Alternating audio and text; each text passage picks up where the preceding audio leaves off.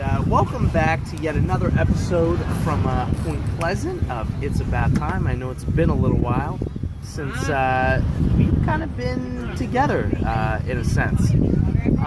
So you guys know Dave, of course, the partner in crime, Drew, and myself, with Dave's brand new cowboy American hat. It looks sexy as hell. That's right. Gotta be patriotic. So let's, before we get into today's episode, let's talk about what's on the wrist.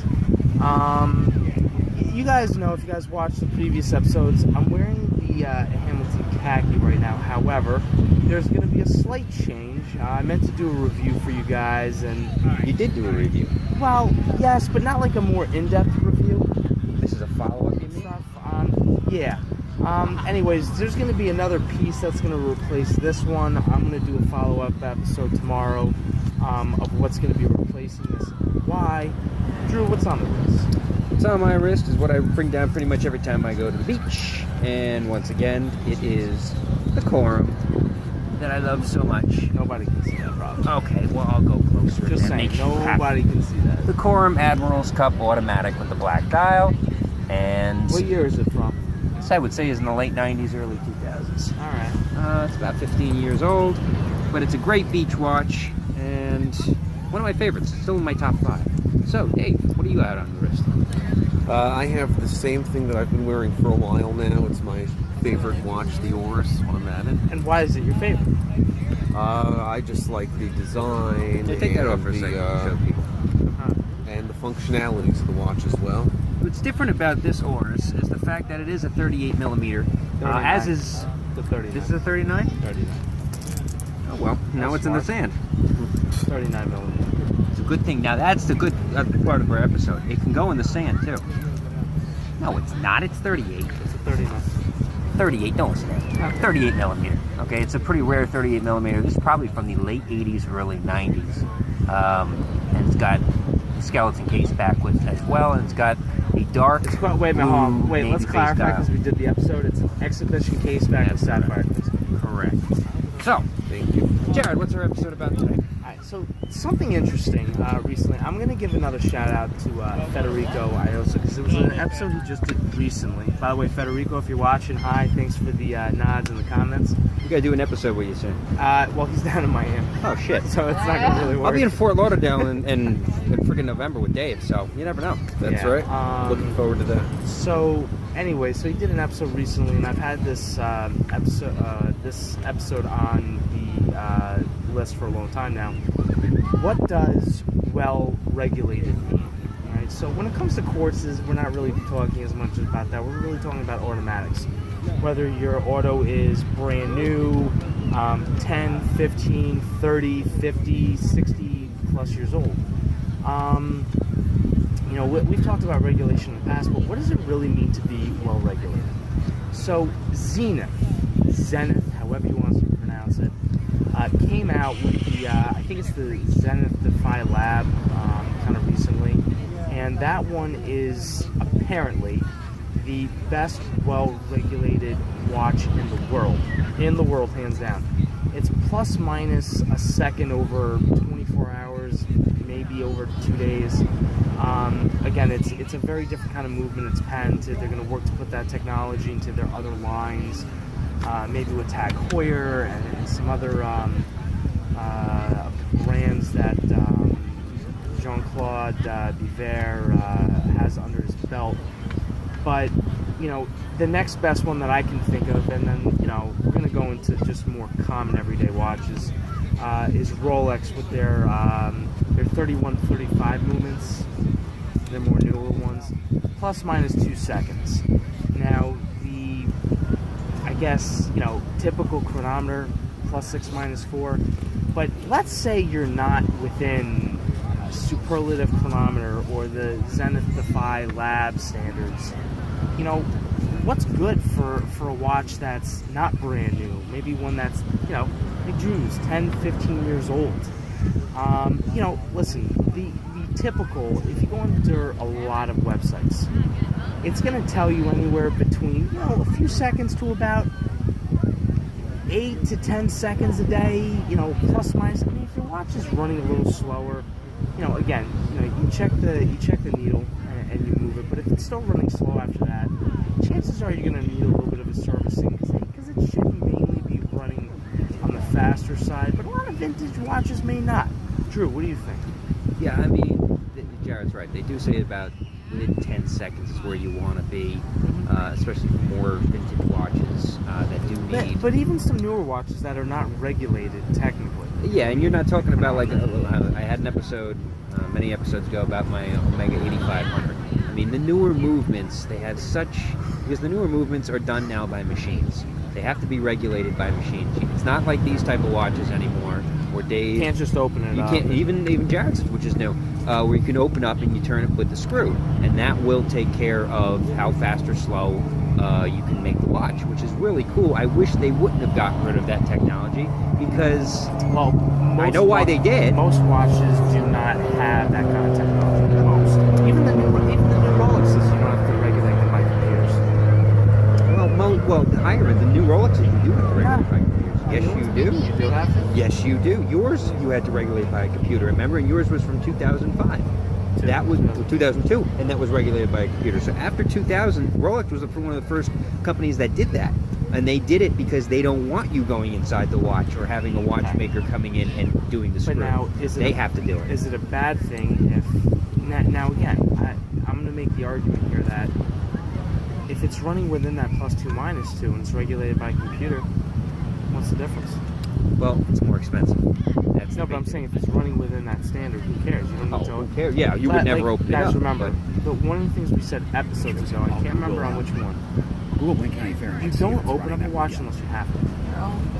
Just, I mean, even if a watch is 50 years old, if you don't have to open it up, you don't have to do it. But it all depends on where you're comfortable of, how fast or slow it's running. I don't like my watches running more than 4 or 5 seconds slow or fast either way.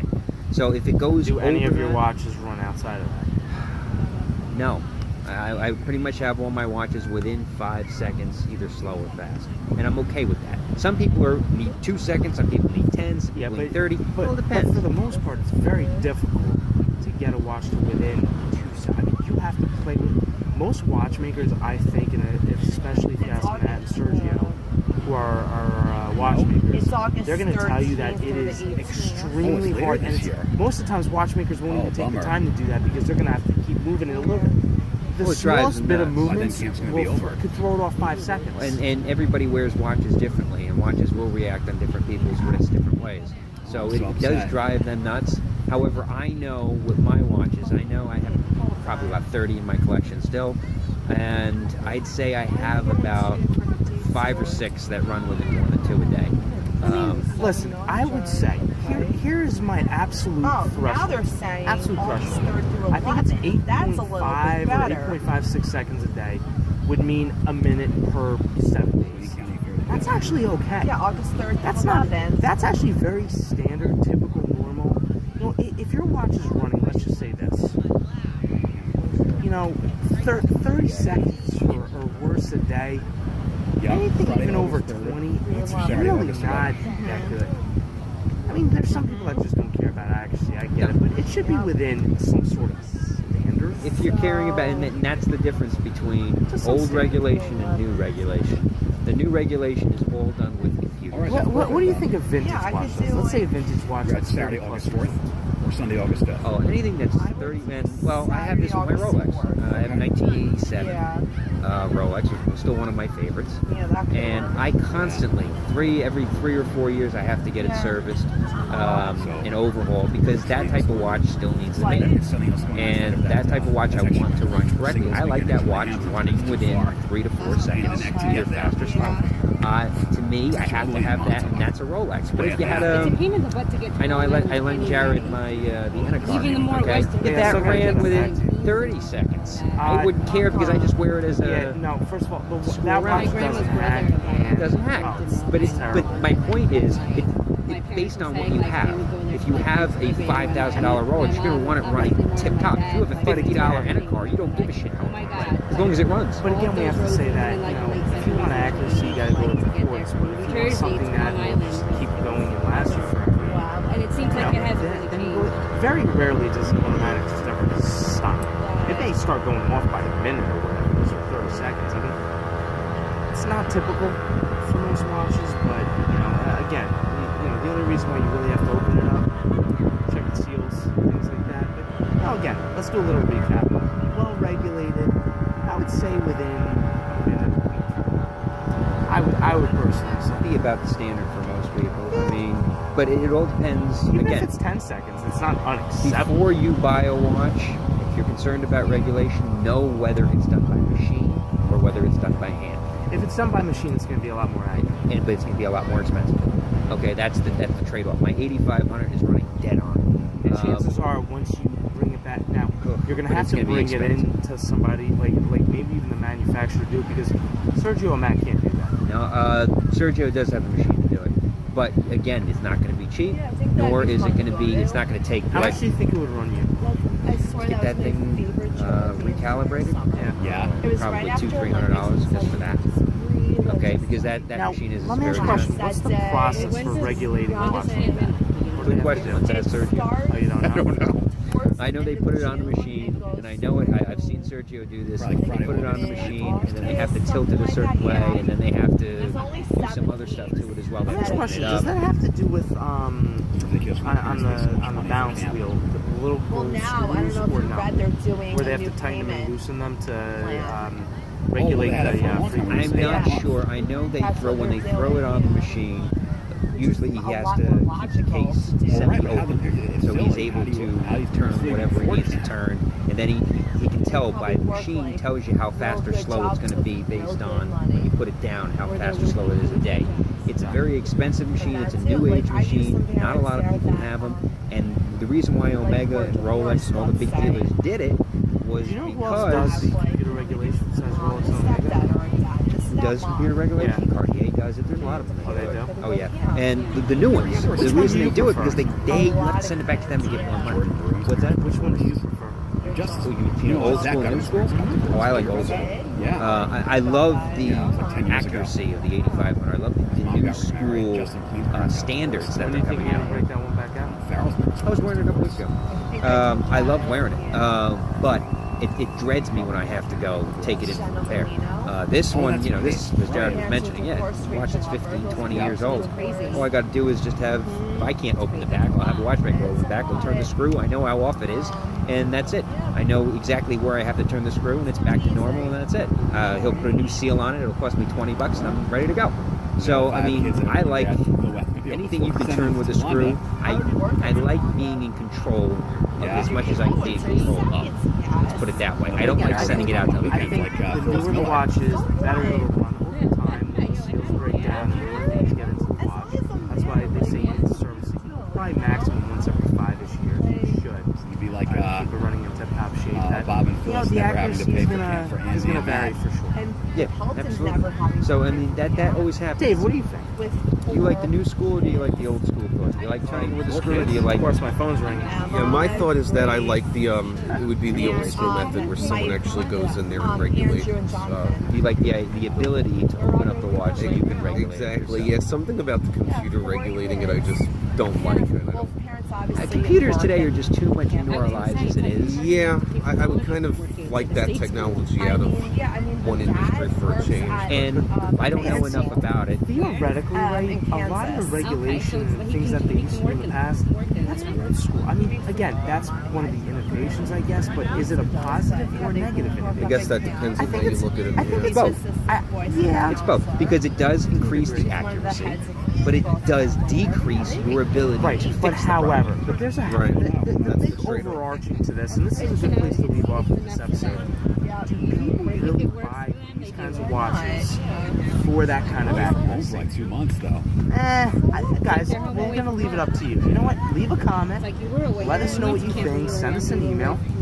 Did you guys buy the automatic watch, or did you guys buy the watches for the accuracy, or did you buy them for other reasons? How well regulated do you like your watches? There's We looks, wanna there's hear- accuracy, there's affordability, there's colors, there's material, there's because of allergies, there's a variety of reasons why you would buy functionality, a variety of reasons why you would buy a watch. So yeah, leave us a comment on why you would buy a watch. Let the general comment to it also. You never need a new battery.